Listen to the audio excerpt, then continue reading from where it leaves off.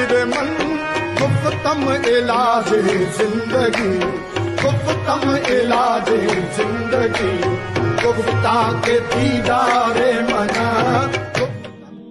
بزل صاحب رحمۃ اللہ تعالیٰ علیہ نے جیسے کہ میں نے آپ کو بتایا کہ انہوں نے ظاہری بیعت جو ہے وہ سید جان اللہ شاہ صاحب کے دست بیعت ہوئے تھے وہ، مگر اس کے بعد وہ مراقبے وہ کیا کرتے تھے سلوک طے کرنے کے بعد جو ہے معرفت کے حصول کے لیے.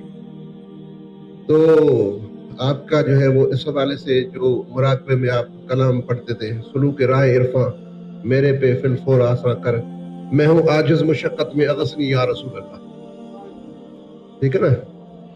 تو یہ آپ مشقت کیا کرتے تھے. پھر آپ کو جو ہے وہ حضرت قلندر شاہ بہادر رحمۃ اللہ تعالیٰ علیہ کی جانب سے جو ہے وہ حکم ہوا کہ آپ کی جو امانت ہے وہ آپ یہاں سے آ کے لیں. پھر آپ وہاں گئے 7 میں. پھر 7 میں آپ نے مراقبہ کیا. وہ مراقبہ جو تھا وہ کنٹینیو 7 راتوں کا اور 8 دنوں کا تھا. 7 راتیں اور 8 دن آپ وہ مستغرق تھے، بالکل مراقبے میں استغراق کی کیفیت میں تھے. 8 دن کے بعد جو ہے وہ آپ کو افاقہ ہوا. جب افاقہ ہوا تو آپ فیضیاب ہو چکے تھے، اور آپ نے پھر اپنے شاعری میں جو ہے اس کا اعلان کیا کہ میرا مرشد مکمل ہے قلندر حسینی حیدری سلطان سرور. یہ آپ نے اعلان کیا.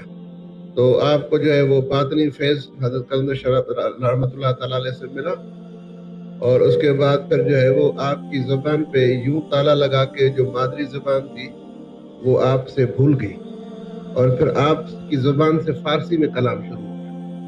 اور پھر اس فارسی میں جو ہے وہ آپ نے کتابیں بھی لکھی. 2 کتابیں جو بیزل صاحب کی فارسی کتابیں، ان کا ترجمہ جو ہے ڈاکٹر خضر نوشائی صاحب ایک انہوں نے بھی کیا ہے.